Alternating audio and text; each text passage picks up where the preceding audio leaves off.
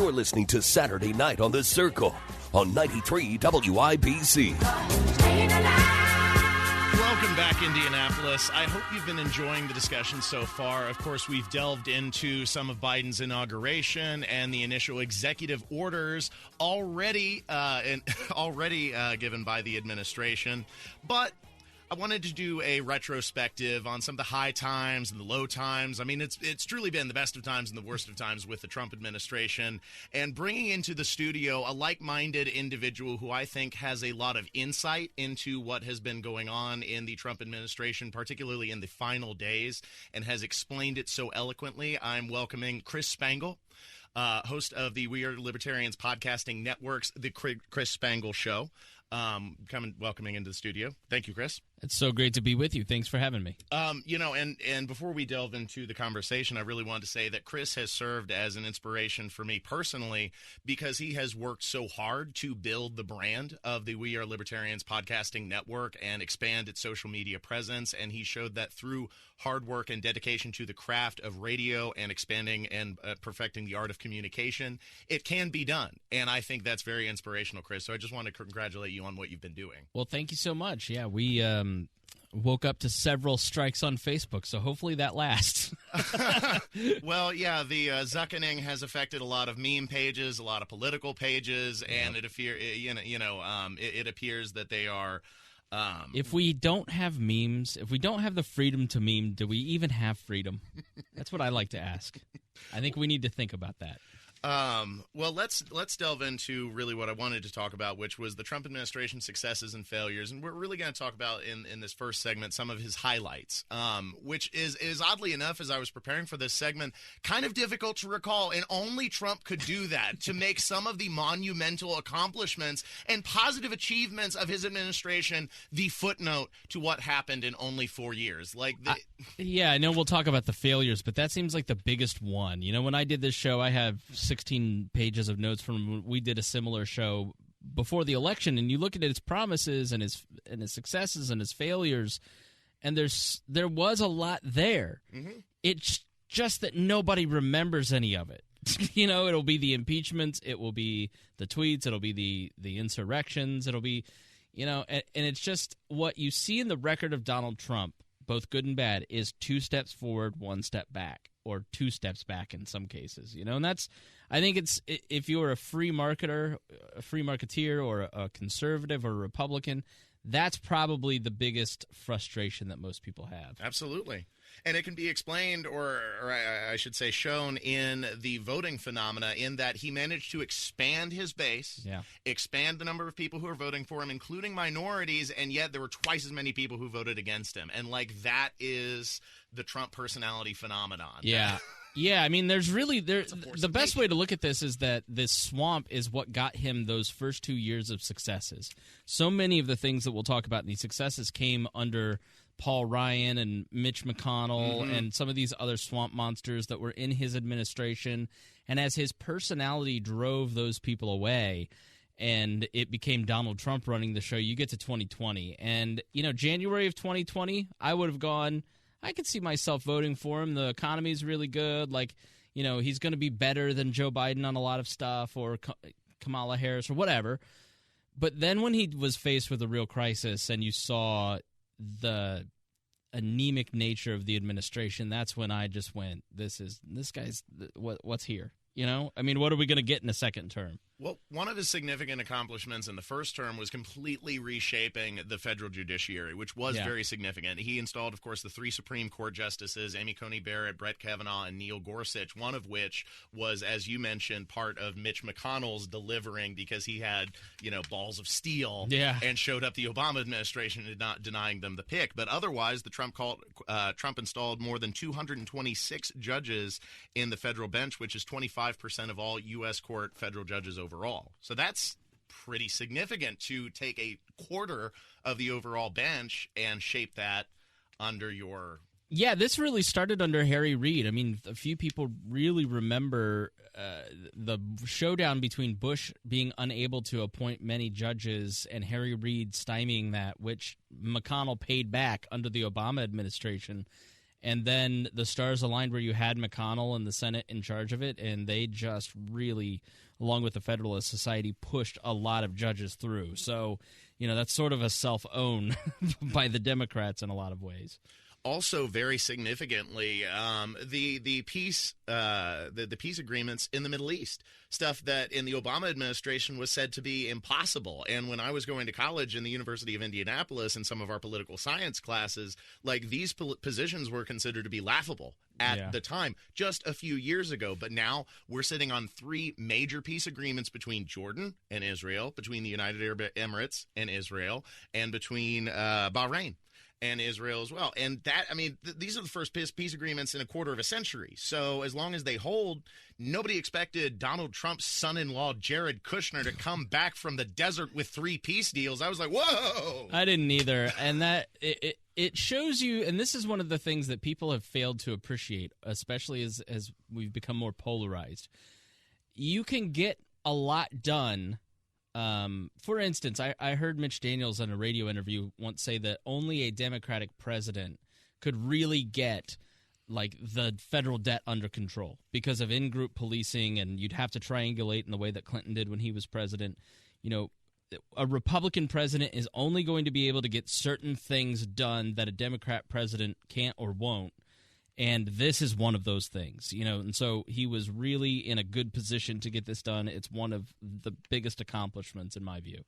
You're listening to Saturday Night on The Circle on 93 WIBC. I'm your host, Ethan Hatcher. Joining me in the studio is Chris Spangle of The Chris Spangle Show and the We Are Libertarians Podcasting Network. Thanks for joining me in the discussion. And, of course, we're going over some of Trump's administration accomplishments, which really, again, it's baffling how some of these major achievements have been the footnote of Donald Trump's 4-year administration. It's been, a real roller coaster, obviously, for everybody who's been paying attention. And some of the things he's accomplished otherwise are like tax reform, lowering the corporate tax rate from 35 to 21%, the biggest change to the tax code in almost 3 decades.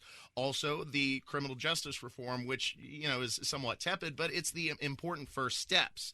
And the bill passed with bipartisan support in Congress, and it overhauled sentencing laws, which reduced mandatory minimum sentences for felonies and expanded early release programs, as well as making retroactive a sentencing law which reduced sentencing disparity between crack and powder cocaine offenses.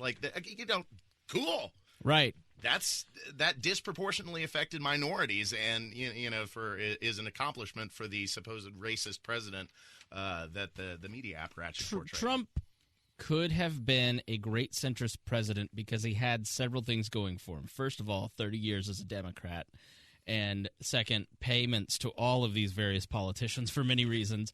But he also has an incredible pain tolerance to take criticism from his side and other sides. And so if he had focused on something that was a cross-the-aisle issue like criminal justice reform and really beat that drum for 4 years to radically change the imbalances in our system, especially towards people of color, he could have gone down as a very successful president, and I think he could have led people in a different direction instead of dabbling in a lot of the immigration and the Stephen Miller stuff, sure, which is what earns him that nickname of, dabbling with white supremacists and the Charlottesville stuff. On the tax rate, that is what led to growth.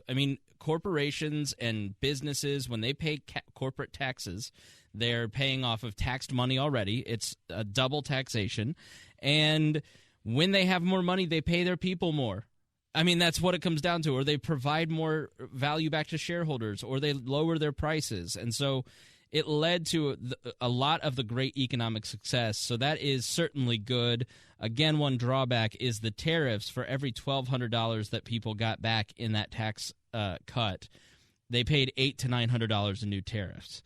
So, again, 2 steps forward, 1 step back, but that permanent tax code, corporate tax cut, is going to be one of his best legacies.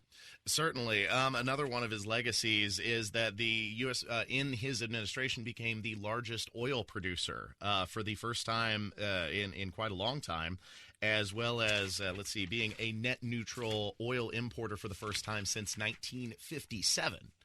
So yeah, and I expect particularly this accomplishment to stand as a direct distinction between the incoming Biden administration. Of course, famously during the debates, he indicated that he wouldn't ban fracking, but every appearance now is that the administration is in direct opposition to any expansion of current, oil exploration and refining. Yeah, I mean, energy policy is one of those things where it's very complex and people don't have a tolerance to talk about it. And so they just kind of buy whatever a special interest group sort of says or a celebrity tweets. And we make a lot of bad decisions on both the right and the left in terms of energy policy. If we could get it together, that'd be great. And just have a little bit of stability, which I think is what any market, particularly the free market, craves. Yeah. I mean, the falling off of the peak oil mania that you had in high school or I had in college has gone away. The end of oil and books and documentaries about all that. I think people have kind of calmed down about that. So that's a big reason gas prices have fallen. Another accomplishment of the Trump administration, which I thought was significant in patient rights, was allowing people to have the right to try, which of course was passed by bipartisan, and then also requiring hospitals to post their standard charges for services, including the discounted prices that they're willing to settle for. Again, increasing transparency in the market, because people can't shop around at the hospitals. There aren't pricing lists. That's one of the famous institutional hardships is its lack of accessibility and transparency. Yeah, when you're out talking to people, healthcare is number one. That is the issue. And, this administration did some really good things like what you've mentioned, and then they did some things to undermine the Obamacare stuff without any solution on the other end. So it's like, I like you trying to kill Obamacare, but then you've got to have some plan, right? Like, you can't just undermine it. So it's it's balanced out. Like, this is one of those things where the right to try bill is a no-brainer. If you want to take hydroxychloroquine or whatever it is, like, that's on you and your doctor. Like, the government should have absolutely no intervention in that. It's between you and a healthcare provider. It's not between you and a president. And yet it took the Trump administration to bring that to fruition. So, again, an accomplishment. Yeah.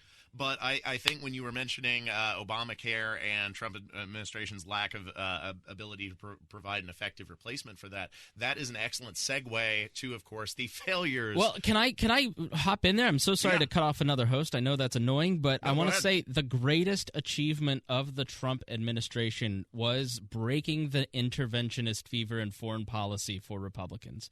Oh, yeah. Killing the Wilsonian ideology that was carried forth by George Bush.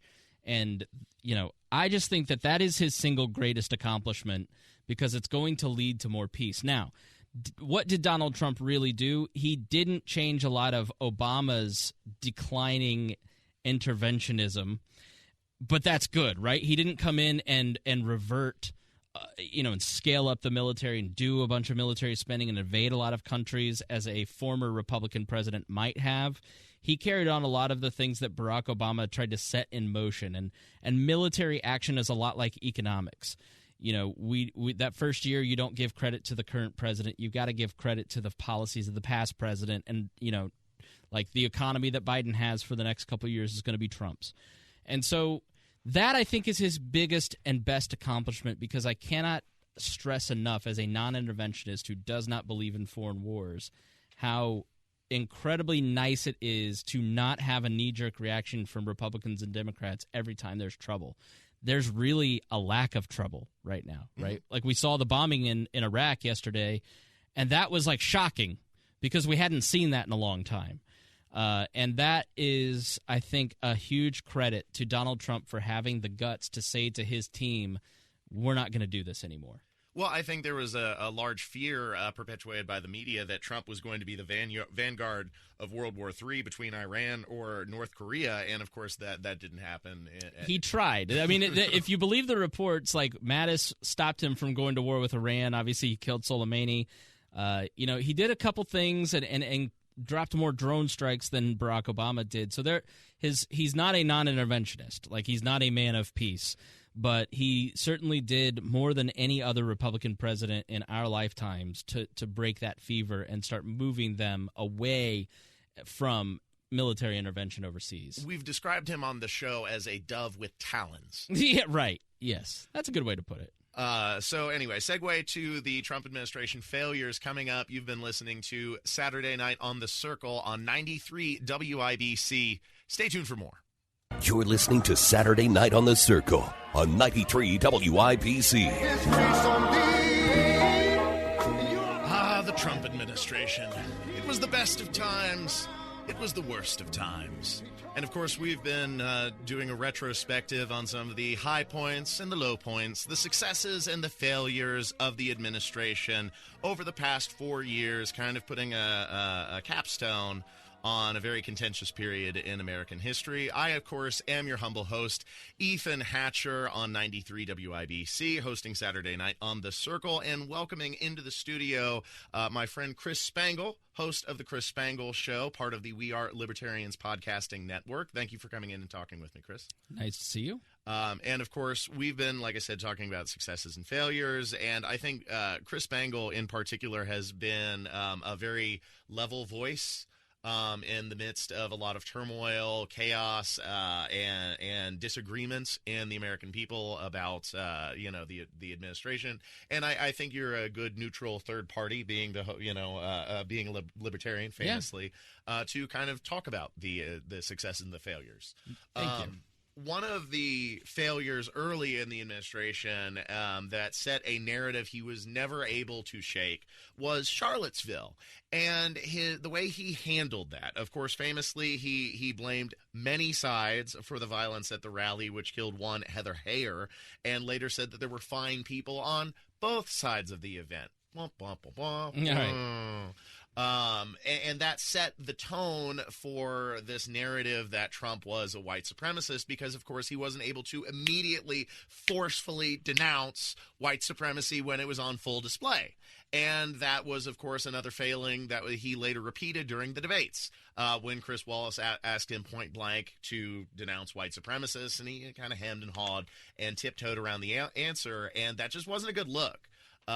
You can agree or disagree with whether that meant he, supported white supremacy, but it wasn't the way to shed the weight of the issue from his campaign. Yeah, Donald Trump has a pathological issue, like a diagnosable issue with criticizing people that like him while denying anything and everything when he feels that he's unfairly attacked. So, like, Russia is a blind spot of his, right? So he spent a lot of the presidency not taking on Russian interference and not taking on Russia aggression because he felt that if he did, it would give, he loved to say that he was tough on Russia, but he wasn't. Like, the position of China and Russia on the world stage is greatly strengthened because of this last presidency.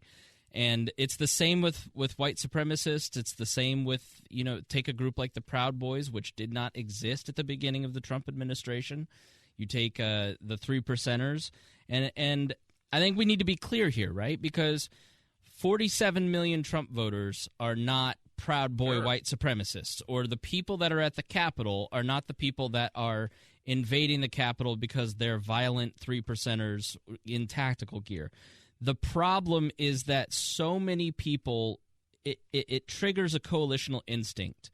I'm going to not say anything bad about the Proud Boys because if I do, the left might think that I'm sabotaging one of these guys, right? Like, and Trump has that instinct where he won't just condemn people who he thinks support him, and it makes it look like he's enabling them. And in a lot of ways, the growth of the violence that we saw at the Capitol is because he wouldn't check his own side, and he is grossly underwhelming. He whispers that he's against white supremacy, and it's on him. Like, he bears some responsibility for the growth of these groups.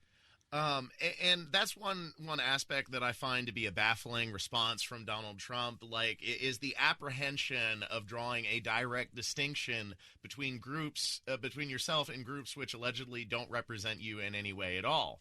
And it was echoed also by conservative media in the past 4 years in their inability to call out these individuals, which, again, even most recently exhibited by the individuals storming the Capitol. Like, if they don't represent you, call it out. That seems easy to me.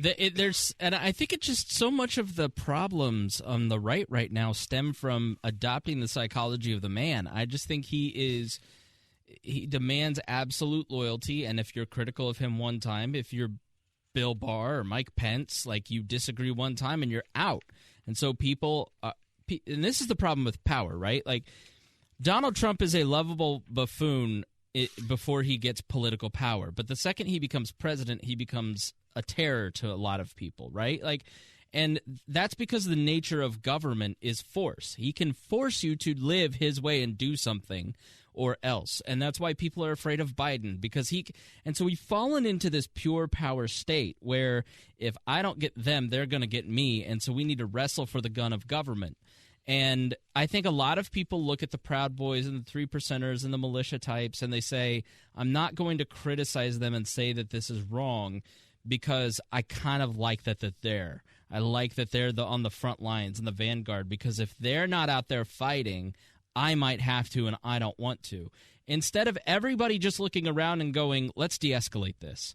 And that's why Donald Trump gets so much hate for Charlottesville on, because he never chose to de-escalate. He chose to make his campaign message in 2020, the left is coming to get you, and the only thing standing between them and you is me.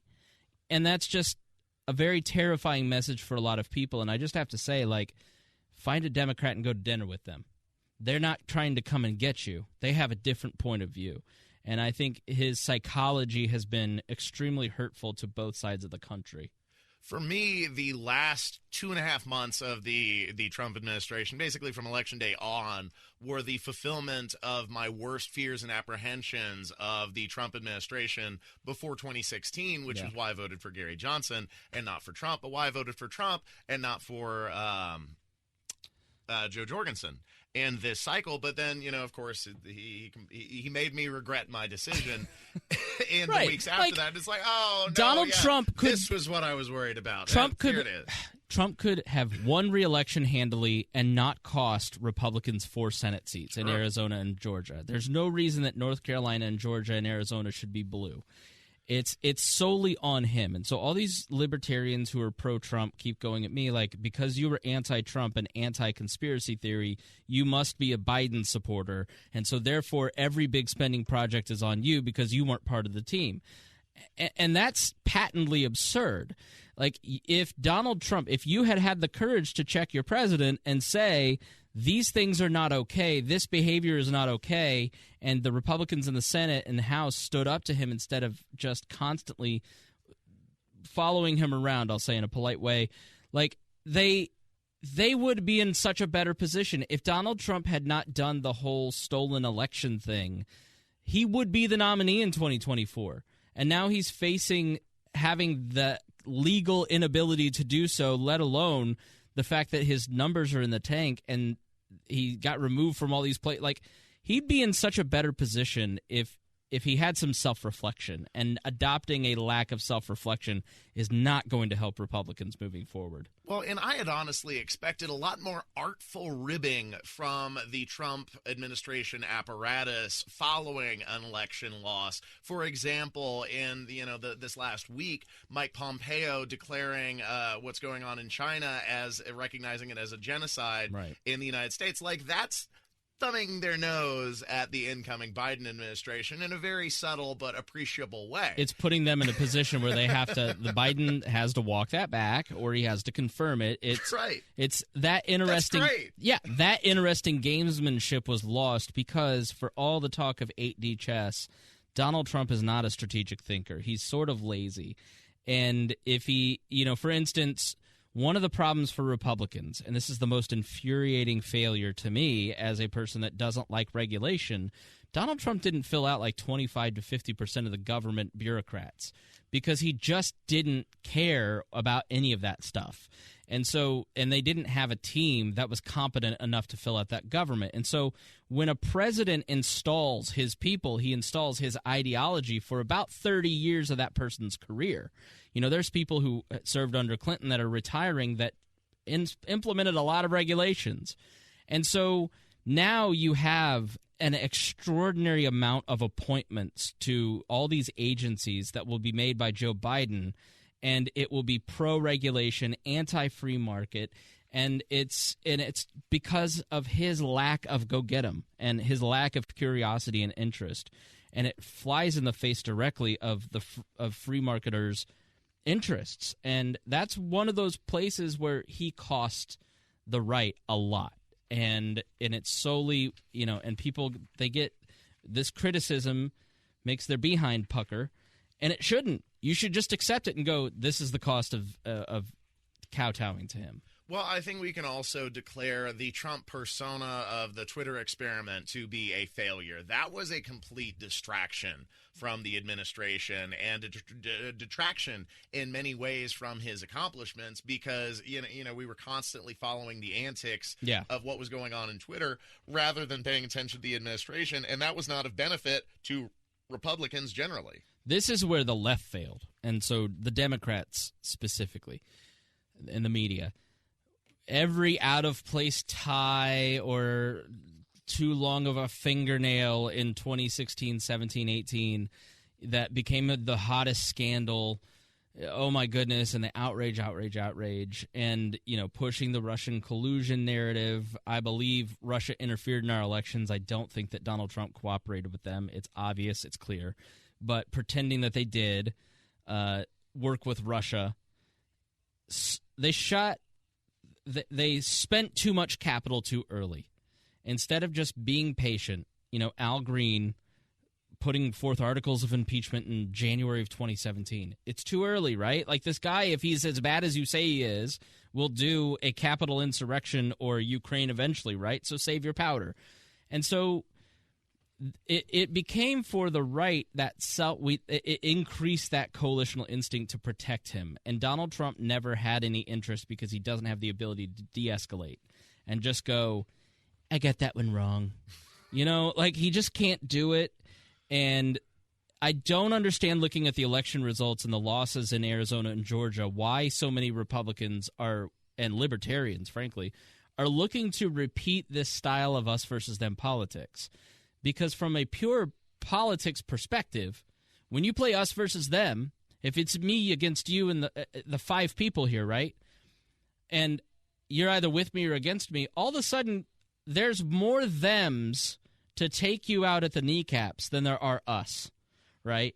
And from a political standpoint, when the demographics are not in the Republicans' favor, making enemies of libertarians and never Trump Republicans and pushing all burning these people bridges rather than building them. Yeah, pushing and the Hawley Ted Cruz route that everybody on the Republican Party is really going, this is the future. It's not. And all it does is just build a coalition against you when really we really need a healthy two-party system. I mean, because I'm against the two-party system, but I'm really against a one-party system, which is what the Republicans are going to give us if they keep going down this conspiratorial road.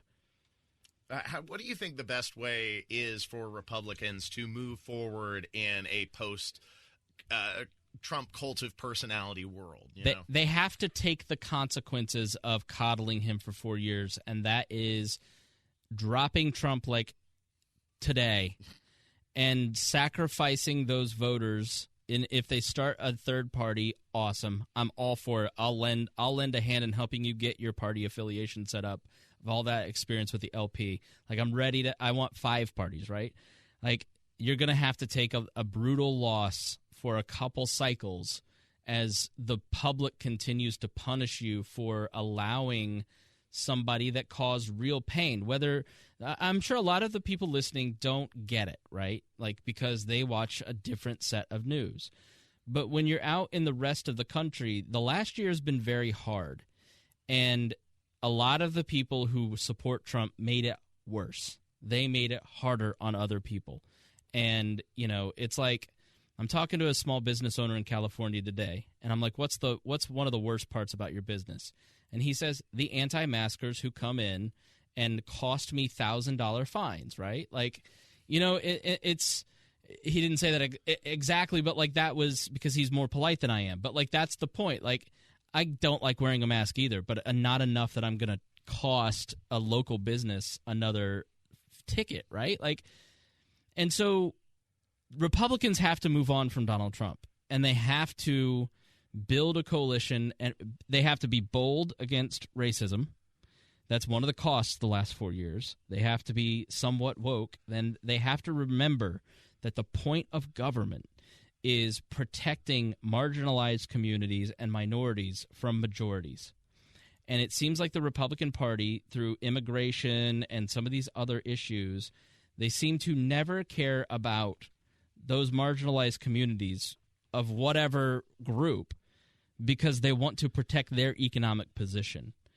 And it makes sympathetic people like me go, well, if you're just always going to take that position, then you don't care about people, you're hard-hearted and you're awful. Republicans have to start showing that they actually do care about people, that they do care about protecting the rights of minority groups. And I'm not just talking about identity groups. I'm talking about, protecting the rights of Republicans in Marion County from the majority of Democrats, right? Right. That's the point of government. The individual is always the smallest minority. It's exactly right. Protecting the individual. And, I just look at the right at the moment, and they have abandoned a lot of ethical foundations. Yes, too. The natural rights tradition that held libertarians and Republicans together. The rights of the individual to flourish in a society and not to be oppressed by the government. And they've slipped into this pure power. They've walked away. They're just chasing power now. And maybe they always were and I was naive, but... Well, I think that was particularly highlighted by, David Perdue and Kelly Loeffler. If you ask me, do I want Democrats to hold the majority in a one-party administration and, take the Senate? And the answer is no. But if you ask me, do I think that David Perdue and Kelly Loeffler are worthwhile senators? The answer is also no, because they sold off their stocks when they got insider information utilizing their position in government to benefit their own, themselves. I can't say that they deserve to be senators after doing that. What do you want me to do? And this comes down to the rule of law, which is a fundamental one side seems committed to the rule of law and trying to play by the rules, and one side seems to not be wanting to I just look at MAGA at the moment and the people that are storming the Capitol and see no fundamental difference between them and the Antifa crowd that were burning down Wendy's in the summertime. I'm for the rule of law because that's what makes a free society function. That's what gets people, we cannot have rule of man where just because you feel like doing something to someone one day, it's okay because we're on the right team. That's blood feuds. That's not the rule of law. And I shouldn't be I watched Todd Young explain the rule of law to a group of Trump supporters. And I'm like, I never thought I would go, Todd Young is awesome. Wow, that's right. As a libertarian. But he gets the fundamental premise of the rule of law. Whereas Jim Banks is willing to throw the rule of law out completely for a chance to possibly run for governor in 4 years because he feels like bamboozling a bunch of Republicans. That is a man without honor. That is a man that is willing to take advantage of people and lie to them for political power. That's not a person you want in charge. You want a guy like Todd Young who says, I disagree with this, but the law is the law, and that's what protects me when the other guy's in power. And that is the fundamental thing that Republicans have to get back to. And Donald Trump didn't care about the rule of law. He cared about political power and punishing the people he didn't like, and the right has adopted that psychology. And I'm sure somebody out there right now is going, but the left, but the left, but the media, but the media. And I just have to say your whataboutism is an abandonment of principles. And if you don't regain those principles, then people will no longer see you as legitimate leaders. Well, we also have four years of the incoming Biden administration to decry its shortcomings. Dude, the left is going to mess it up. Democrats, everybody views the Democrats as like this Borg. Yeah. That is going to eradicate. If you talk to Democrats, they go, no, we're not the Borg. Democrats don't like Democrats. We're the Three Stooges. We're going to blow it. Just wait, okay? Unfortunately, Chris, we've had a fantastic conversation, but the hour has virtually blown by, so, we kind of got to leave it here. But thank you for coming into the studio and talking about the Trump administration with me. It's been a very lively conversation, to say the least. Appreciate you having me on. And thank you for tuning in to 93 WIBC, Saturday Night on the Circle. Closing thoughts coming up next. Stay tuned.